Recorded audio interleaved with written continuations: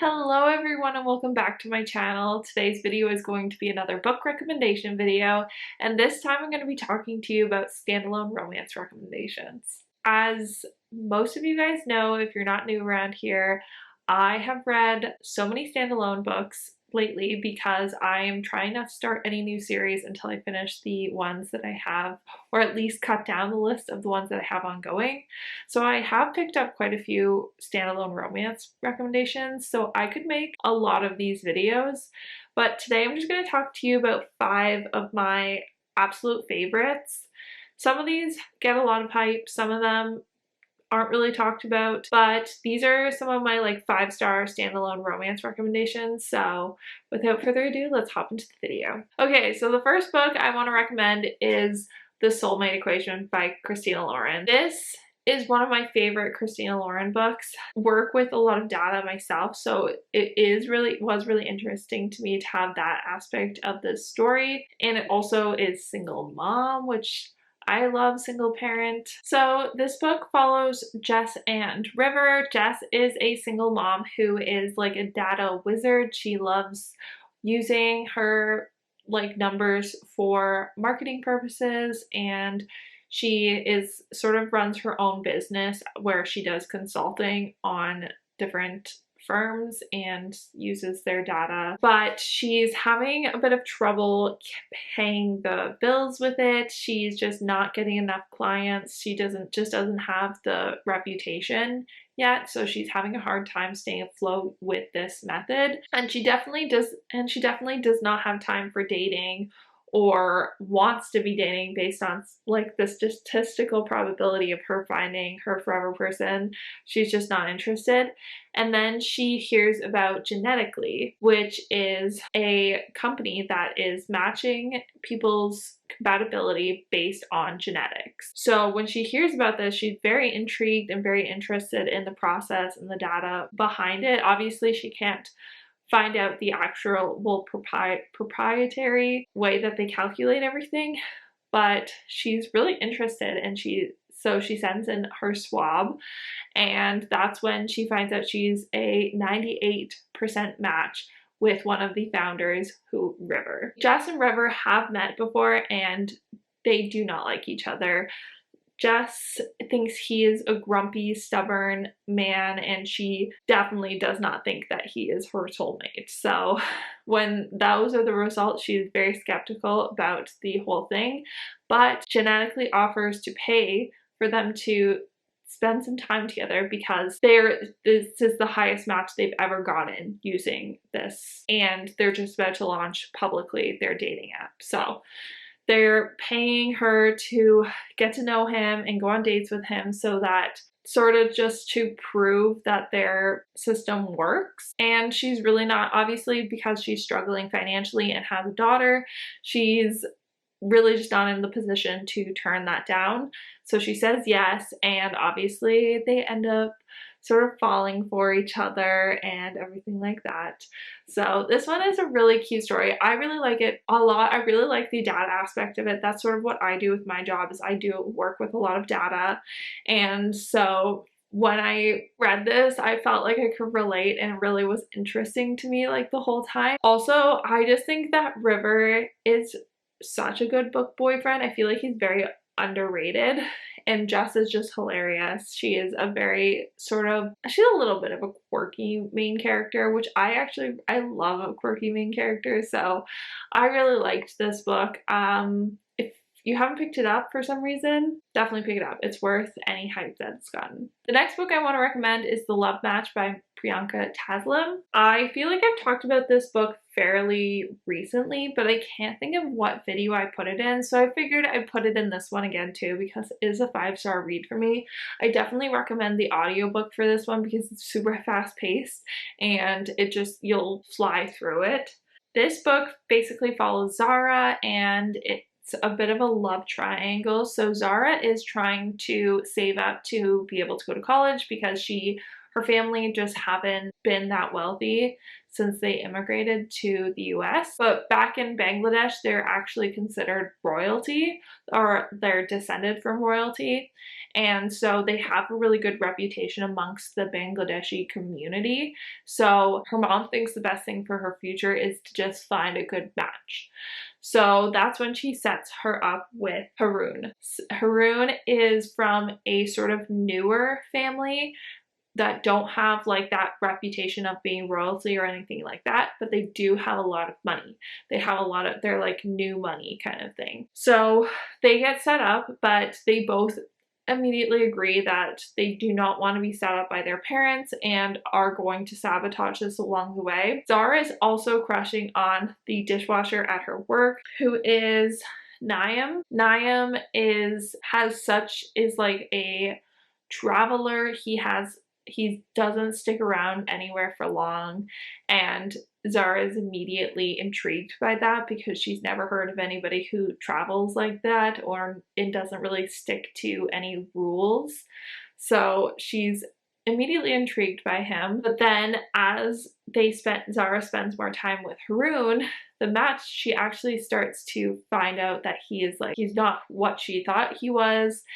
They become really good friends, and at the same time, as the more she hangs out with Naim, she also finds out he is not what she really thinks, that he's a lot more, maybe that he's not what she wants, and maybe Haroon is.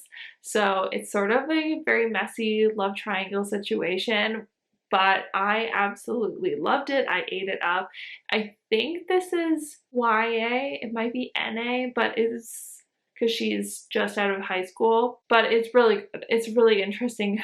It's such a fun book. The hijinks that they go through in order to not be set up by their parents anymore is really funny, but you can also feel the tension between them, that like there's just something between them. So it's a really good book. I feel like I've heard no one talk about this book, so I feel like even though I'm pretty sure I mentioned it in a video not that long ago, I wanted to bring it up again because it just doesn't get all the love it deserves. The next book that I want to recommend is Lucy on the Wild Side by Carrie Rhea.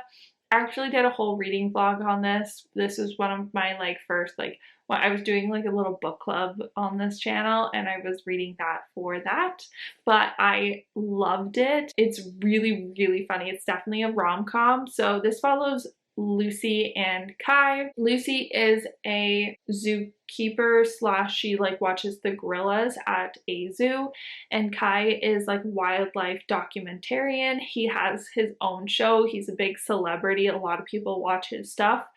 And so when he decides to pick Lucy's zoo to do a docu-series on, Lucy wants to use this opportunity to showcase what she can do with the gorillas, because she's also been vying for a head zookeeper position, and she loves reality TV, so she thought this would be the perfect opportunity. But she does have a tiny bit of stage fright that she has to overcome. Also, the first time that she meets Kai, she sort of puts her foot in her mouth, not realizing who he is, and so there's immediately tension between them, because she kind of has foot and mouth syndrome, where she constantly sort of says the wrong thing, and so her and Kai are all clashing a lot at the beginning. But obviously, as they get to know each other, they realize it's not what meets the eye with each other, and then there's a lot more to them than they thought at the beginning. But I feel this is another one that I don't think gets enough hype. It's so funny, and it also made me cry a lot at the end. It had every emotion in it. It's so well written.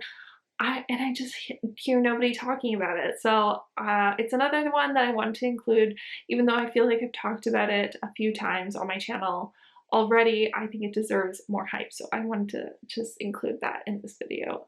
And I hope if you read it, let me know, and I hope you like it as much as I did. Okay, and the next book that I want to talk to you about is Beach Read. I know that this is this book gets so much hype, but it's probably my favorite romance book of all time. Not even just standalone books, it's probably my favorite not even just romance, it's probably my favorite book of all time. I love it. I do an annual reread of all Emily Henry's books, but especially for Beach Read, and my friend really nicely got me a copy of the UK version when she was in the UK, so I finally get to read the alternate ending, because apparently the UK version has a different ending than the US of the North American version, so I'm really excited to read that. It's ASAP. I have not read Happy Place, so maybe it'll top this, but I doubt it because I love and adore Gus in January with all my heart. If you for some reason have not heard about this book, it follows Gus in January, like I just said. Gus is like a grumpy, sullen guy, and January is very bubbly. She likes to see the positive in everything, and they both are also authors. She writes obviously romance and women's fiction, and he writes literary fiction. So they are not only completely opposite personalities, but they also write completely opposite books.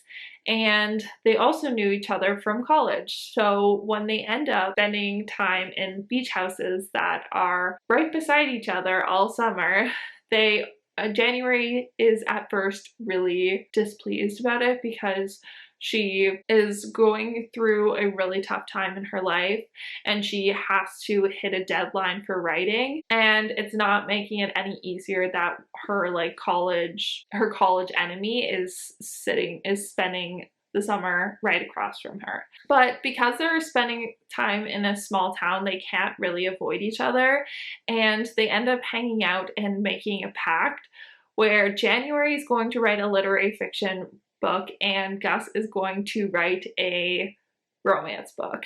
And so they take each other on these little dates that are supposed to show them, give them inspiration for each other's writing. So January takes Gus on all these romancy dates, she takes him line dancing and things like that, and whereas Gus brings January on all these more serious ones, to interview victims of a cult. So it is so funny. This theme, I always forget how steamy this book is until I reread it, because the tension in this book is off the charts. It's crazy. It's so well written. It's so beautiful. It's beautifully written. It has a powerful message. It has a great love story. I just don't know what else you could possibly ask for in a book. So if for some reason you have not picked up Beach Read, or you're hesitant to start Emily Henry's book, I recommend starting with Beach Read, obviously. It's my favorite of all three of them, or four of them now. And I just could not include it, you know? And last but not least is The Bodyguard by Catherine Center. I just raved about this on my April wrap-up, so I won't talk about it too much, but this book has everything that I was looking for in a romance book. It's got the romantic suspense element, which I love. I love when there's romantic suspense in books. It just makes it so much more interesting. It gives the book a really good conflict without making them have to break up, which I think my favorite part is because there's no miscommunication. The conflict is the romantic suspense element. This follows Hannah and Jack Stapleton. Jack is a famous movie star who has been off the grid for a couple years because of his brother dying, but his mother is diagnosed with cancer, and so he is going back in order to be there for her treatments. Hannah is a personal bodyguard. She sort of is undercover bodyguard, where you wouldn't expect her to be your bodyguard, but she's around. So she gets hired to be Jack Stapleton's bodyguard and is spending so much time. They have to spend so much time together. It's forced proximity. It's one bed, sort of. I don't know if you would consider this one bed. Anyways, but yeah, I love a bodyguard romance. I love that it's a reverse bodyguard romance. It's so much fun. Catherine Center's writing is hilarious, and it's also just beautifully written. I There were so many times that I just wanted to pick up a highlighter and go in through and annotate this book, and I'm really not an annotator. I tried, but I'm just not an annotator. But there were so many times that I wanted to pick up while I was reading this and just make notes because I was feeling so many emotions reading this, and there was lines that I was just like, that is so beautiful, I need to remember that. So I definitely recommend this book. Anyways, those are all the 5 standalone romance books that I'm going to talk to you about in this video. Let me know in the comments down below if you want to see another one, because I've got tons that I can recommend. So I hope you guys enjoyed. If you did, please give it a thumbs up, subscribe if you're not already, comment down below what your favorite standalone romance book is, and I will see you in my next one. Bye guys.